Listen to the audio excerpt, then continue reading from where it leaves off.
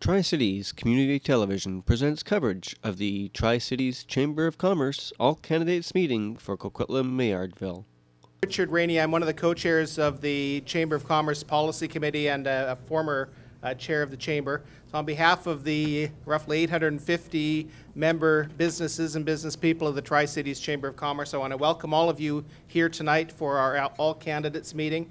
This is something that the Chamber takes a great deal of pride in doing. We, as many of you know, host all candidates meetings for every level of government. We've done it for a number of years. It's one of the ways that our membership engages with our political leaders, and it's one of the services that we like to do for the community. So again, thank you for coming. And one little plug, if any of you want or need any information about the Chamber of Commerce, we'd be happy to speak to you. I'm here, Rick Bassine, one of the current directors of the Chamber, and our Executive Director, Mike Hind, and Jordan Moe from the Chamber are all here, and Jimmy Ho.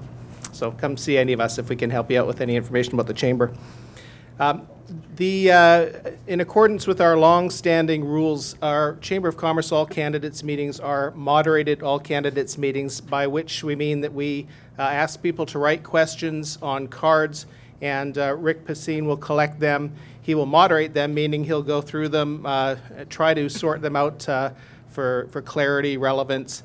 We'd ask you, if you have a question, one of our strong urges, if you don't mind, please ask a question that can be directed to both candidates. So avoid the, gee, what do you think about red lights, pipelines, but something rather, what's your feeling about red lights, or what's your party feel about pipelines, so that we're not jabbing at particular candidates, because we will ask both candidates to comment on every question. The first few questions are presented by the Chamber of Commerce, so they'll have there'll be a particular interest to businesses, but of course this is an open meeting and we'd like everybody to ask whatever questions they wish. Please, nothing that's malicious or nothing that is incapable of being answered within a few minutes, and nothing obviously that's libelous or slanderous, but other than that, the meeting's for the most part in your capable hands. We're going to proceed with the 3-minute opening statements from the candidates. We've decided in order, Steve and then Selena, and then at the end of the meeting the closing statements will be done in the reverse order. Following the opening statements by the candidates, we'll have an opportunity to ask questions. We'll alternate between the two candidates as long as I can remember the order, because I'm getting old, and give them each an opportunity to answer each question. And again, if we run out of questions, then we can have a bit more of a free-for-all. But the deadline is that we're all going to be out of here no later than 9 o'clock, and conceivably sooner than that if we run out of questions. So without any further ado, if I can introduce Steve Kim, the candidate for the Liberal Party. Thank you.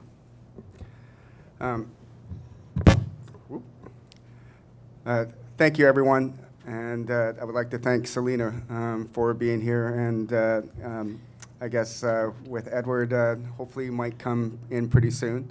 I would like to thank the Tri-Cities Chamber of Commerce also for hosting this event. And I would like to thank every one of you for also being in the audience and being involved in the political process. Debt-free or debt-ridden? That is the question that's put forth to us. Our province is at a critical juncture in our history. And currently, we're at a point where we have to make a choice on how we want to go forward. When I think about how the NDP has already allocated $3 billion in new spending and counting, the only question that I ask myself is, how are we going to pay for this? Today's BC Liberals have a plan.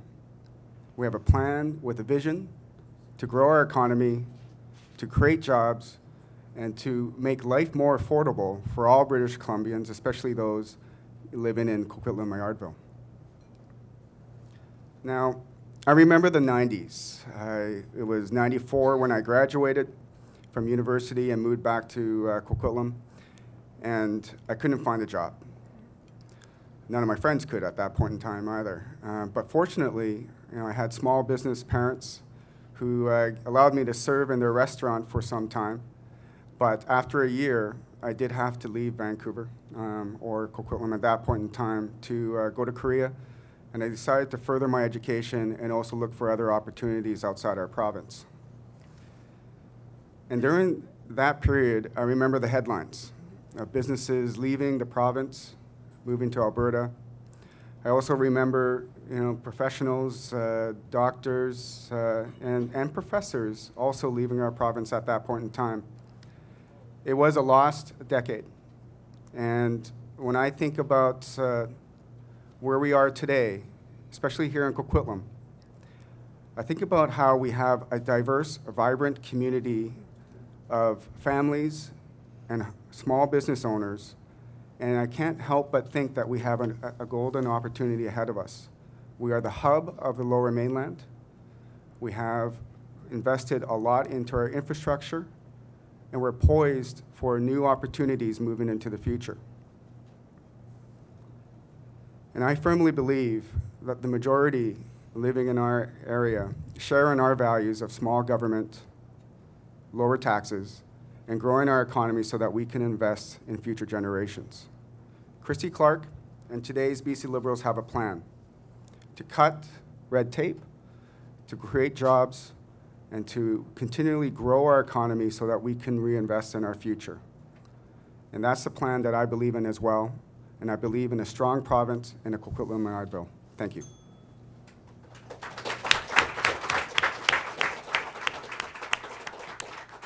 I should mention for those of you in the back, Jimmy Ho at the front here is holding up cards with the time remaining in the allotment, so it's not the human teleprompter. He's just giving people some idea of what the past time is.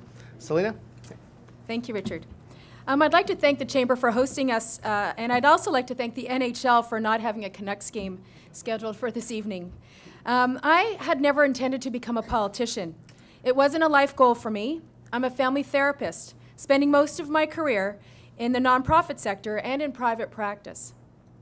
Most recently, I worked for Share Family and Community Services as their Director of Development before being inspired to run for political office in 2008 when I became a Coquitlam City Councillor. I continue to be inspired by this community because of my experience as a family therapist, as a community volunteer, and as a local politician. We live in a fabulous community in a province that has so much potential. My work with the Coquitlam River Watershed Roundtable, the Tri-Cities Chamber of Commerce, the Tri-Cities Homelessness and Housing Task Group, the Tri-Cities Oscar Night, the Tri-Cities Food Bank Challenge, and the Coquitlam Terry Fox Run all speak to the greatest resource we have in this community, the people who live here and the people who work here.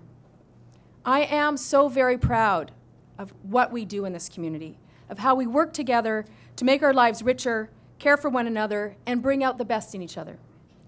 I have been your representative on Coquitlam Council for 5 years. During that time, I have advocated for a better budgeting process, better accountability, and policies and actions that help us better meet our goals.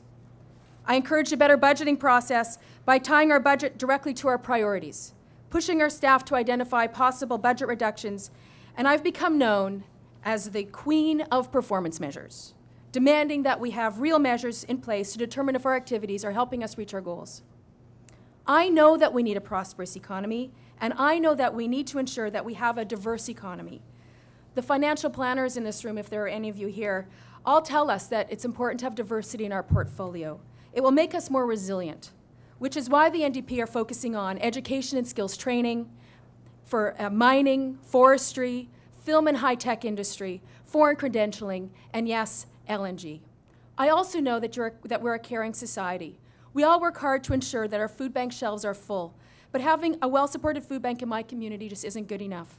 We need to address poverty in this community, and jobs are but one piece of that solution. We need to permit those on assistance to earn more money without the clawback so that they have the support they need to get back on their feet. And we certainly need to do a better job of caring for those who cannot fully participate in the economy.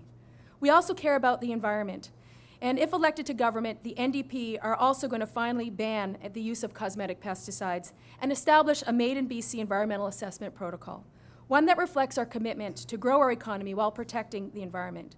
I'm running for the New Democrats because their values and commitment on social justice, the environment, and the economy all resonate with my values. And I'm asking for your vote on May 14th because I also think they resonate with your values. Thank you. Thank you, Selena. And for those of you that just came in, this is a moderated all candidates meeting, which means there's no microphone for the audience. Instead, just hold your hand up and one of our volunteers, Rick Pacine, will come around with a pen and a piece of paper, and we'll sort the questions out and ask them as best we can. And if you've got any questions about the way the questions are handed up to me, it's completely his fault, so don't accost me in the parking lot like last time. Last time. So the first question of both candidates, and Selena, we'll start with you. It probably won't come as a great surprise to know that one of the key issues to our business community is transportation. And the question is, do you support the current governance model of TransLink? And if not, what changes would you or your party advocate? Well, we all know that TransLink is broken. We've certainly struggled with ways to finance our transit priorities. And so the NDP are committed to changing the structure of TransLink, making sure that there are elected officials part of the decision-making body. And we also know that our carbon tax revenues need to be directed to transit. Carbon tax revenues are supposed to help us reduce carbon, so they should be going to that direction and making sure that we have some ongoing funding for transit. Well, certainly over the last few years, when I look at all the investments that we've had, especially in our transportation infrastructure, it's certainly a conversation that we've been working with as a province and also with the municipalities. But when we look at ways that we can also manage the structure of TransLink, it's something where a lot of it comes down to the best ways to find funding. And when I look at this situation, for me, it comes down, again, to looking at ways that we can continually grow our economy so that the funding is there and that every resident, regardless of where they are living, especially in areas where they might not have had some key infrastructure projects, have a say in this, and also that some of the investments can go down to reduce some of the costs that are associated with them. Thanks, Steve. Next question, similarly on the transportation bend. The long-standing dispute between Coquitlam and New Westminster over the United Boulevard-Braid Street connector, the Bailey Bridge, seems to have no resolution in sight. What plans or positions does your party have to help solve this dispute? Steve? Well, I know that it's certainly a very important, critical corridor between Coquitlam and New Westminster.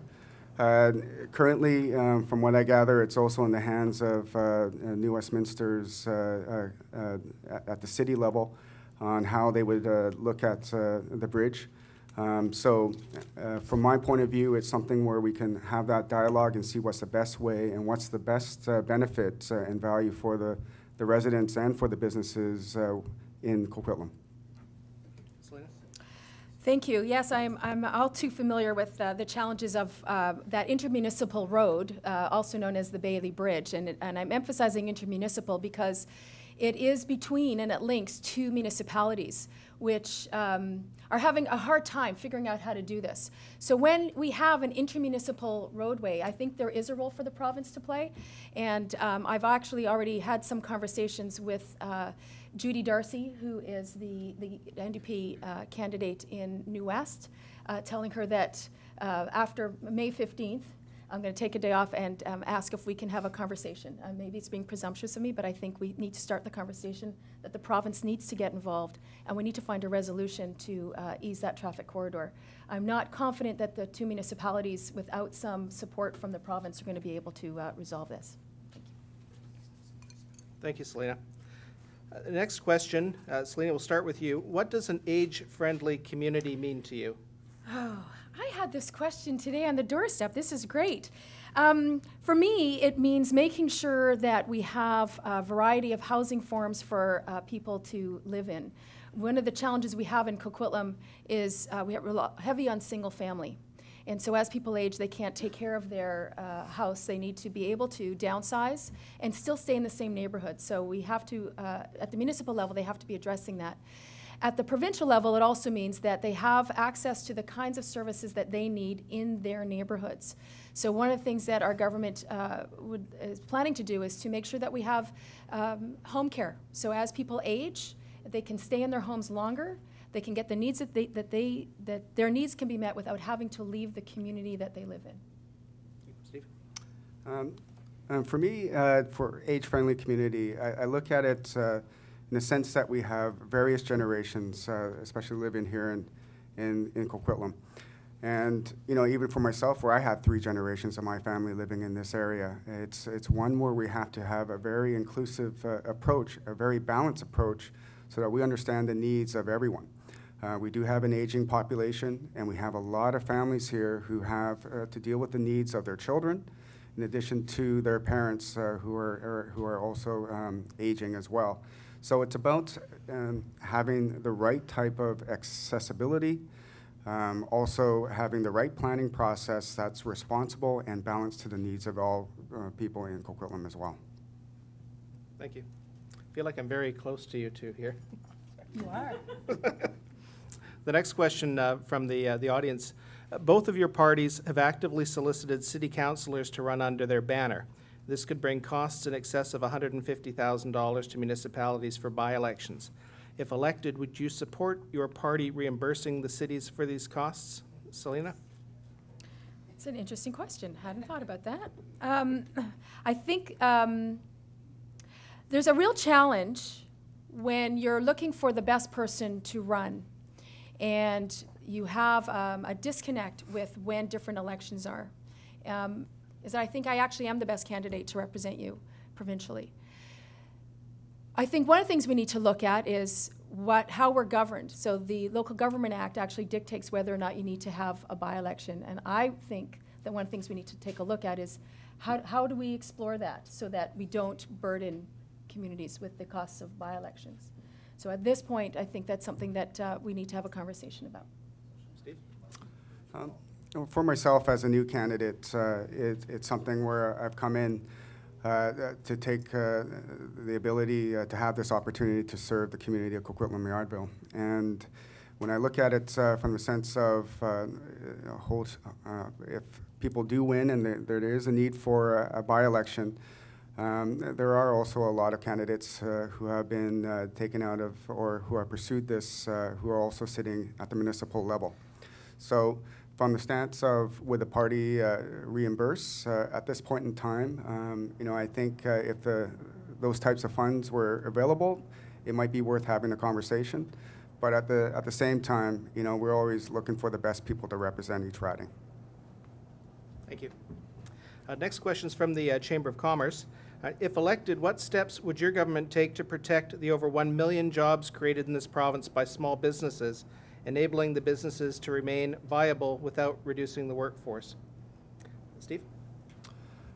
Well, as a small business person and also from a line of small business people, it's something very important to me. As we all know, in BC and across Canada, 98% of our economy is based on small business. We also have 55% of our exports in BC driven by the small business sector. So this is a very important aspect for me and those 1 million jobs, because our party is looking to cut the red tape so that small business owners have a stronger ability to make the decisions for their business and the best way to grow it.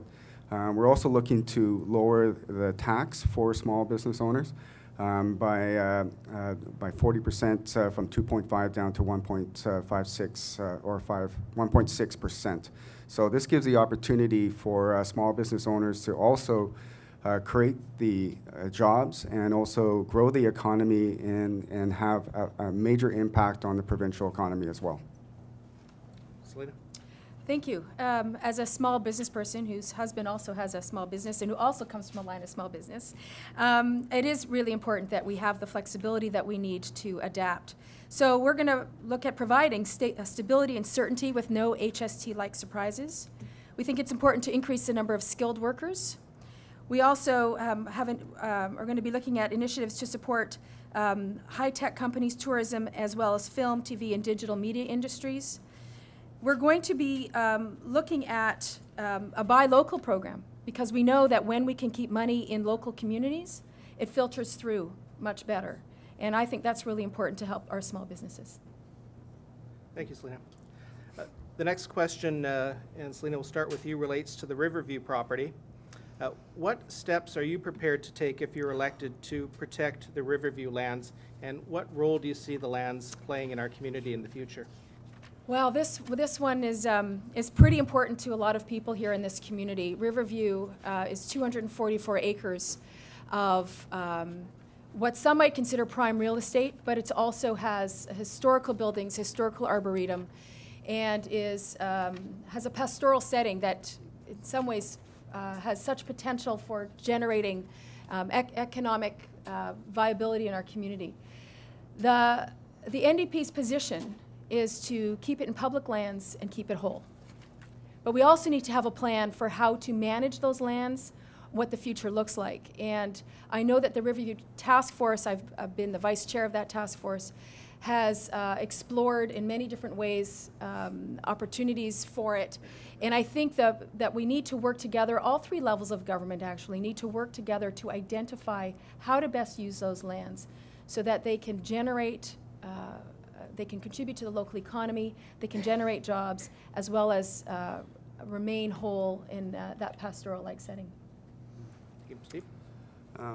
I grew up next to Riverview Hospital in Meadowbrook, and we still have a home right next to it. So it has it had a pretty big impact in my life growing up, and where we would always be very close by and going for walks. And when I think about Riverview, it is a historic, a landmark, and a very important green space for our community.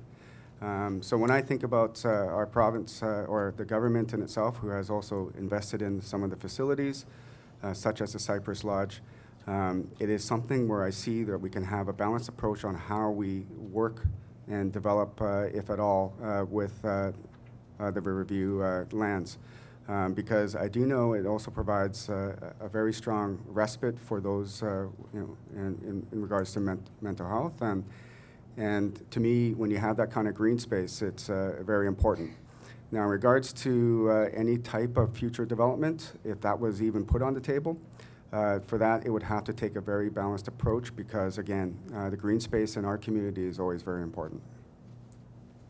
Thank you, Steve. Next question from the audience. How will you, working with the government, act toward real alleviation of family and child poverty in BC? Steve, to you first. This is, it's an important question. And coming from, a situation where I look at my parents who came here with less than a few bucks in their pocket, for the opportunity that was given to them in Canada, especially here in the province of BC, is something where I see having that opportunity to go out and get a job, and then that further opportunity as an entrepreneur to start a business becomes very important. So when I see about the ability for us to continually grow our economy, it allows us to create a shift, I believe, in some form of generational income increase that can spill over into future generations for that family. So when I think about this situation, it's about, again, having a strong economy so that everyone can participate at their fullest and help to create more jobs and better paying jobs for themselves. Selena? Can you repeat the question, Bill? I sure can, yep. How will you, working with the government, act towards real alleviation of family and child poverty in BC? Thank you. So as somebody who spent the better part of her career working for Share Family and Community Services, I've had firsthand knowledge of the impact of poverty on families. And a lot of times it's not for lack of jobs.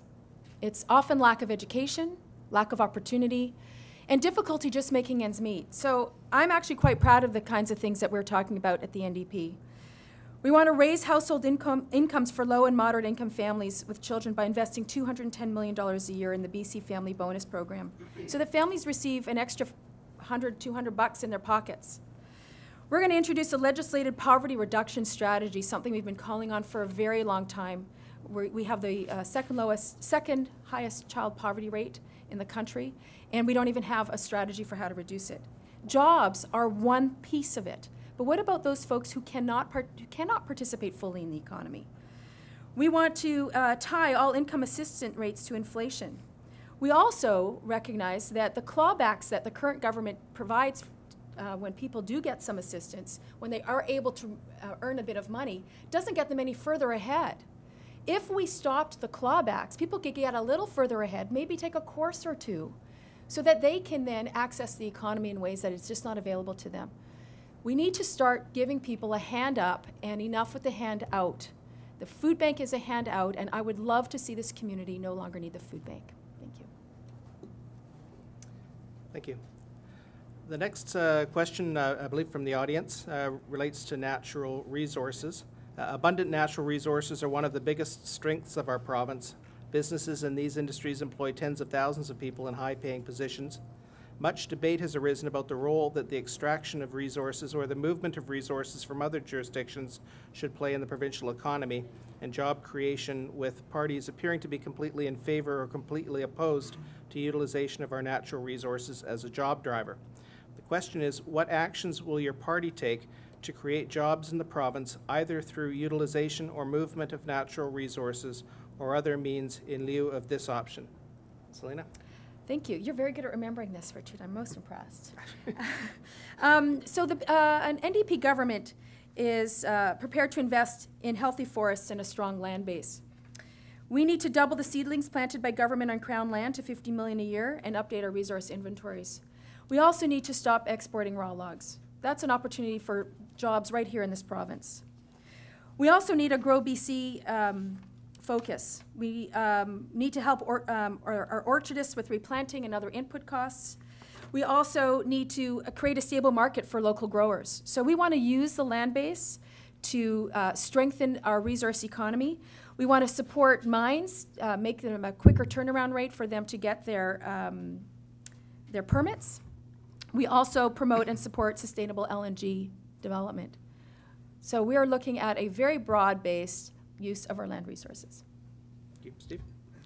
Well, responsible practices. And right now we know that BC is a resource economy, and we do have, where we're situated as a gateway, that our neighbors to the east also want to use our lands to move some of their product as well. But with that being said, the BC Liberal government has stated that we would put out 5 conditions in order for such projects to move forward. They're based on 3 of them, environmental. 1 is also on the First Nation and the rights, and also on the benefit that would have to our province. And this goes across the board. It's consistent, not only for the pipeline where they would move, but also for future projects that would happen, such as the refinery as well. And we know that mining is very important. And over the last few years, we've been also looking for new markets that we can also export our resources and lessening that dependency on the U.S. And we've been focused on growing that relationship with the Asia-Pacific countries and also increasing the number and the volume and also the amount of trade investment that happens between our country and also with that of the Asia-Pacific. The trade missions that have been put forth have had some results, very strong results, and I firmly believe as we continue, this is the market for the future. Thank you, Steve. The next question from the audience relates to the question of the sale of government property and assets. How do you feel about plans to sell off government property and assets, and how would you prioritize between any assets that are proposed to be sold off? Steve? Well, it's certainly one of those things where if there is a piece of land that the government holds and it's not usable for our purposes, then we have to take that stance and look at it, what's viable for in the best interest of the government. For instance, in Surrey, we were looking to build a new hospital, but rather we looked to enhance Surrey Memorial Hospital instead. So there was a piece of land that we had and decided that what's best for the province, rather than the government hold it, decided to put it up and be part of the asset sale. So it's about prioritizing the needs of what is actually meaningful and valuable for the province that has some return, and as opposed to can we sell them so that, for instance, even the private sector might have a better way to deal with those pieces of land. Thanks. Selena? So, having spent 5 years in municipal government, one of the no-nos of budgeting is to use your land to manage, to fill a hole in your operating budget. You have that land once, you sell it once, only once. And so next year, you cannot sell that land again to manage your operating budget. In municipal government, we're very, very careful. Our land base is our land base. And yes, we might sell a piece of land over here, but that money goes back into our land bank because we might need to build a park or we might need to build something else later and buy some land. Land stays with land and operating is operating. And I think it's actually very dangerous because you run the risk of having a structural deficit when you mix the two. So I'm actually very concerned about this current government's plan to sell off lands in order to manage an operating budget. I think, because there will be future hospitals, there will be future schools, there will be future demands, future courthouses, whatever it is that they need to build, you will always need land. So I have real concerns about the direction that the Liberal government is moving in terms of making that happen. Thank you. Thank you. And I'm told I haven't been speaking loud enough, so my apologies to everyone in the back. My timid way will be no more. For both candidates from the floor, a question that won't surprise you regarding the reintroduction of the PST and its effect on business. The question is, how does your party plan to offset the negative impact of the reintroduction of the PST, particularly as it relates to business? Selena? Well, I think that we got into this mess in the first place because of the surprise HST introduction. And I think if the Liberals had been honest from the get-go in 2009 when they introduced this, we wouldn't be in this mess. So at this point, I hold them responsible for getting us here. This is how, and then they sent it off to referendum. So this is what the direction that they started us here, and we've landed here because of their direction. Steve? Well, I think when we look back at the HST, I think we're all in a pretty much agreement that the approach and how it was done was not in the best light. As a small business owner myself, I know this also had an effect on me. But at the same time, when Christy Clark came into power as a premier, she put it out to the people of the province and with the referendum and made a decisive decision that once the people have spoken, that she would push forward with the results, which she has done. And when I look back to now, over the last little while, how we switched back after following the will of the people, we're looking at the PST, and we've done it in a way where it's a little bit more modern because the previous PST was extremely archaic. So it's a much better tax system than it was when we had the GST PST. Thank you. And from the audience, a question beginning with you, Steve, to both candidates. If your party forms the government, what would your party do specifically to create employment and bring skilled workers to BC? Well, I think a lot of that has to do with the vision and how we want to grow the economy. When I think about this opportunity that we have with the LNG, in addition to other types of industries that would also have some spillover effect, I think we have an opportunity to create a lot of job opportunities and to bring and to have that import of skilled workers come to our province. And that would be over the long term. When I look at those opportunities, and I think the numbers are in the roughly net 100,000 new jobs that we would have over the next 15 years, we are in a strong position to be a skilled worker importer rather than exporter. Selena? Well, I'd actually like to see my children be some of those skilled workers, frankly.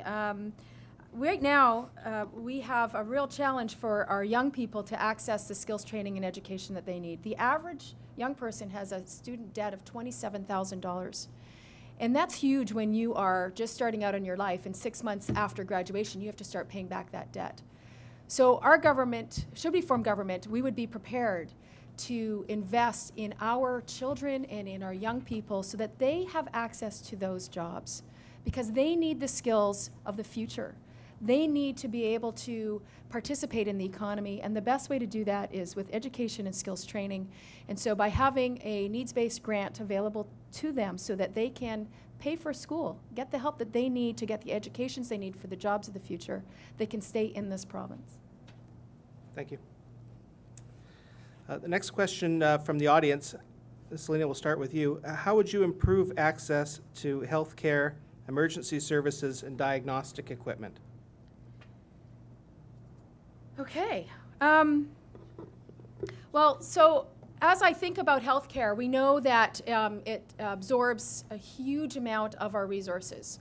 It's very expensive, and as we age, we of course need a little bit more help in the medical, from the medical field. So we need to start thinking about how we deliver medical services.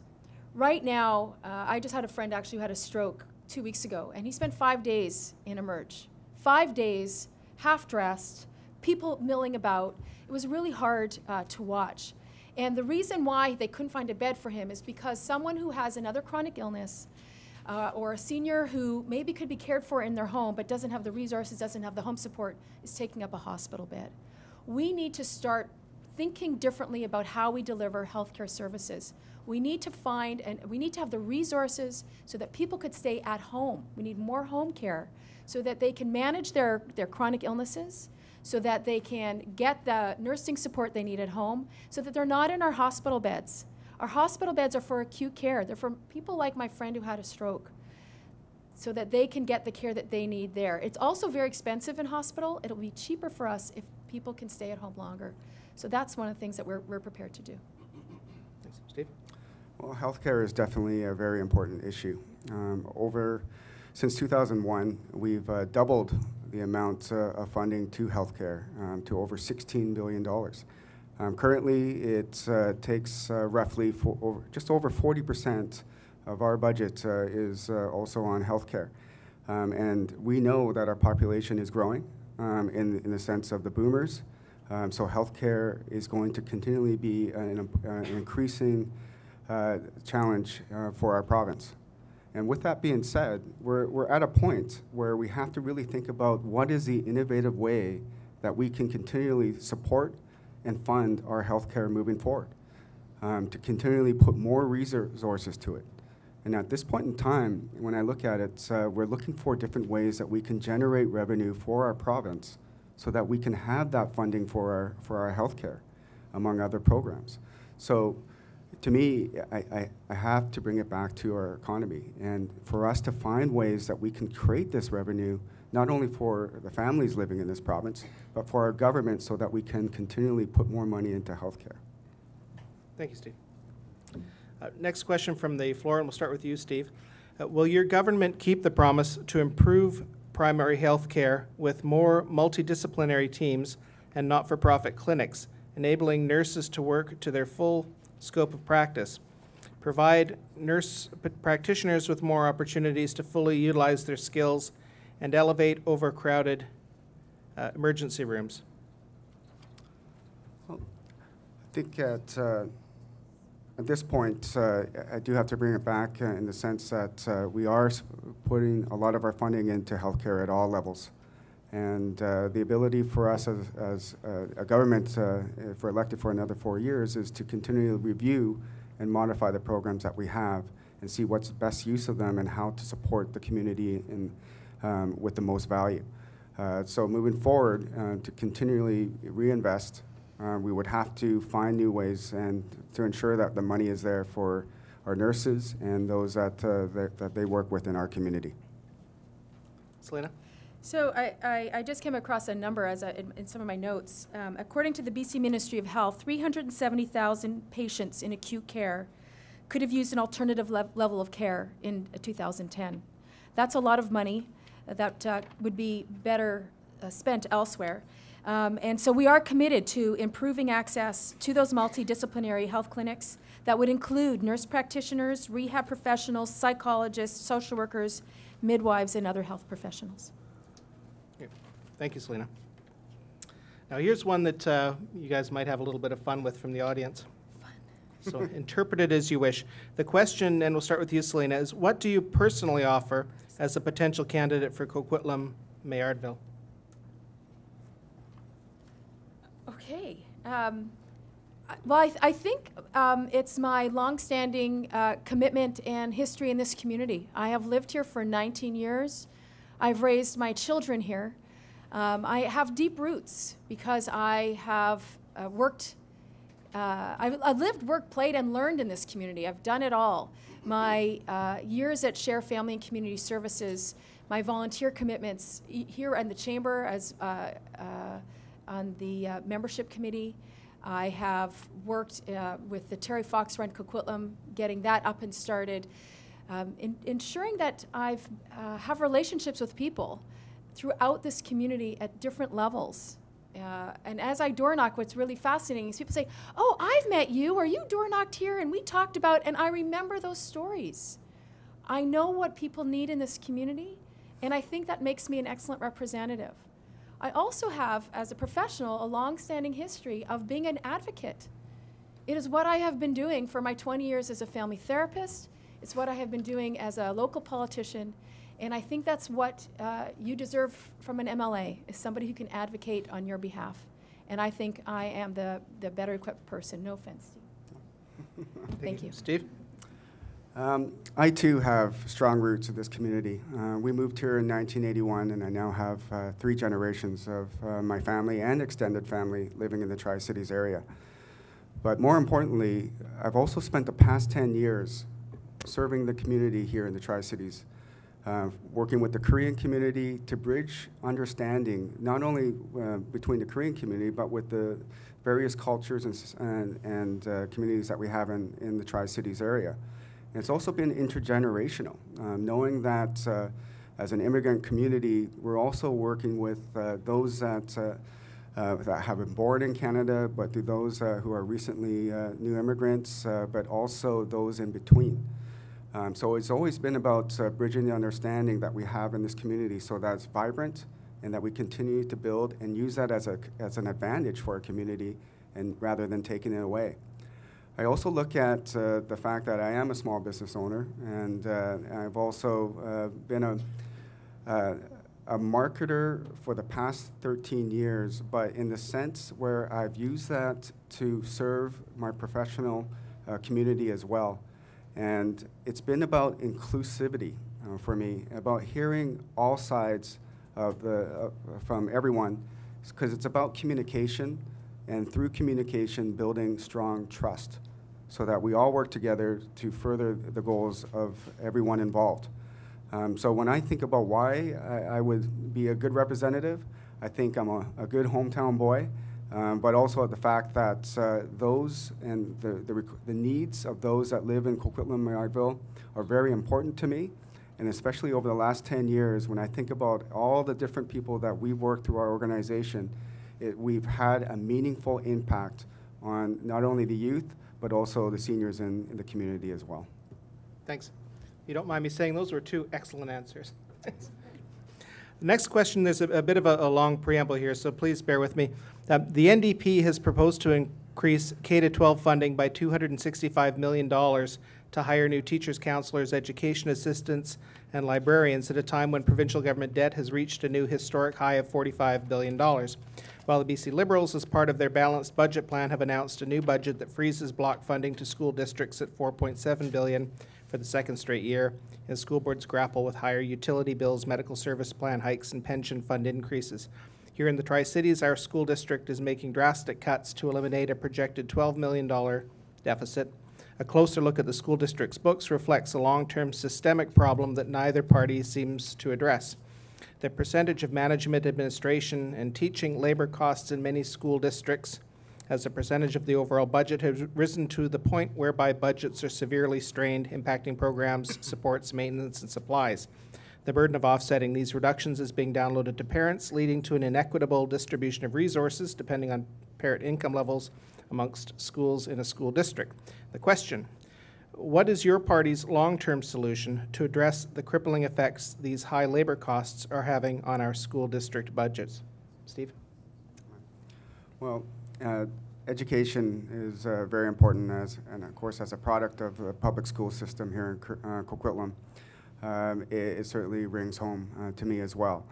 I do know currently, we look at our education system. We do have a world-class system here in our province, and I certainly know that there have been, and I've mentioned this a few times, quite a few teachers who have instilled some strong values in me and made an impact as role models growing up. But I also look at the fact that in BC, funding per student adjusted to inflation is at its highest levels in the history of this province. And I know that we always want to do more, and that is something where we have to look at what's the best way that we can manage our budgets.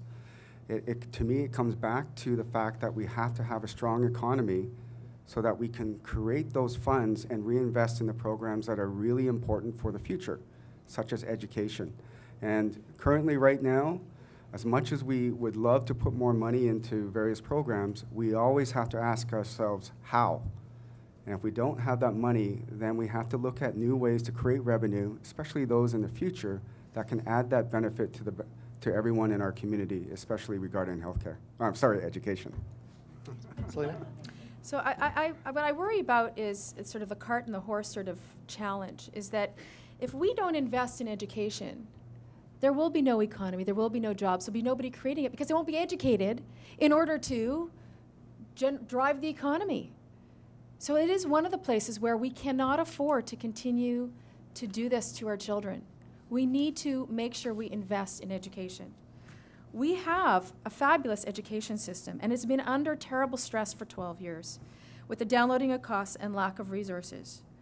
So a key priority for our government will be to improve learning conditions for all children. And to do this, we do need to invest $100 million annually to hire the teachers that we need so that those children can participate and drive the economy. We cannot skimp on our children. It's just too dangerous. Thank you, Selena. Next question from the audience regarding LNG. It has been acknowledged that the proposed LNG projects will require significant power to operate. What is your position on Site C? And if you oppose it, how do you propose to power the new LNG facilities? Selena? This is the one question I hate, only because it's one of those areas where we still need to do we still need a lot of information. We need to make sure that from a fracking, the perspective on fracking is that we're doing it in a way that's sensitive to the environment. We need to make sure that with Site C that we have the information we need to make a good decision about the full impact that would have, because we can't trade off one for the other. We can't compromise good agricultural land in order to generate energy that's going to drive something else. Everyone's going to be impacted. And so those are some of the really difficult challenges, and I think we need to get more information. Yes. Steve? When I look at, as I would say with most British Columbians, that we all believe in a balanced approach. And having a responsible government that takes that approach to ensure that any type of capital projects take into consideration all the different elements that go into making it a viable project. And when I look at the needs for LNG and with Site C, it's certainly the power source that is also required to help not only the communities there, but also for the LNG projects. But at the same time, it's about having that balanced approach so that all the needs and making sure that our environment is taken care of, not for us just today, but for future generations as well. Thank you. A question on post-secondary education. Steve, we'll start with you. On February 28, 2012, the presidents of 25 provincial post-secondary schools, including those at UBC, SFU, Douglas College, and BCIT, wrote a letter to the Advanced Education Minister expressing concern over $70 million in cuts slated to come into effect between 2013 and 2015 to institutional grants that, combined with unfunded inflationary pressures, have placed an inordinate strain on the operations of these institutions, leading to cuts in services and programs. This at a time when the province faces a skills shortage in 2016. The question is, how does your party plan to adequately fund post-secondary institutions and address the looming skills shortage? Steve? I think for this one in particular, it's always very tough. I know that with post-secondary education institutes that we have in the province, we've been working to get more of them out there, and especially when we look at the campus that we have for UBC in the Okanagan. Also working to get various colleges to also offer university programs, post-secondary education, and have a strong post-secondary education institutions in our province is a key driver to our future.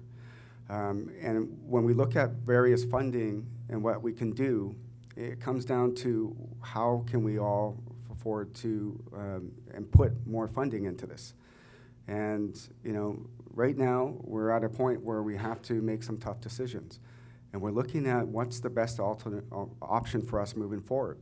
And it has to be to create more revenue with the systems that we have in the sense of growing our economy. And I don't want to sound like a broken record here, but the fact is we're at a point where since 2008, we've come out of a big recession on a global scale, and it affected everyone around the world. And BC came out pretty strong. We weren't immune. By no means were we immune. However, we came out better than other areas, yet we're still feeling the effects. And the best way for us to continue to progress is that we have to look for new ways to reinvest in our province. And then we can also look at ways that we can continually look to increase funding and to ensure that we don't have these shortfalls. But we have to find these ways continually to build our economy so that we have these options and the benefits available to us. Thank you. Thank you, Steve. Selena?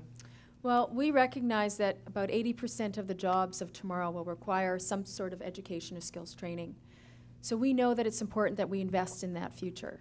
We know that it's important that we invest in our children and in our young people. So that's why education and skills training is such a key component of our platform. And we're committed to a $100 million needs-based student grant program that will be paid for by reinstating a capital tax on the banks. Because we know that when our children are well educated and that when our young people can access the economy, that they're the ones who are going to bring us full circle and help enrich this province. Thank you. Next question from the audience. Selena, we'll start with you. It relates to Medicare. The cost of medications in BC is rising every year.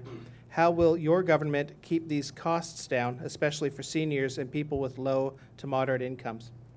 Well, first of all, we're prepared to restore the Therapeutic Initiative's role as the drug watchdog and make expertise available to the private drug plans, clinicians, and consumers so that we can make better decisions. We also want to expand the province-wide academic detailing to ensure prescribers are informed about the most appropriate drugs to use and provide physicians with timely expert feedback on their prescribing patterns and trends. And we do need to expand our low-cost drug program. We know that that's part of a challenge for many who have limited incomes. Steve? Yeah, I think over the last little while, we've also been looking at ways to lower some of the drugs in the prescription side of it, with not those branded drugs, but the ones that come in that are more generic, so that everyone has the ability to, we realize how high cost they can be. They have the ability to pay for them on a regular basis. Now, it's a very important issue for us to have the ability and to have the funds without going into the ability to raise taxes so that we can pay for this. We're just looking for ways that we can all work together and have an innovative approach, because this issue is going to continually compound over the next little while. Thanks. I have to say, with just two candidates in this speed dating approach, you really don't get much time to think. I'm impressed that you can answer the questions at all. From the audience, Steve, we'll start with you. Both parties have been accused of enacting policies in the past that have given rise to higher debt levels. Why would this time be different?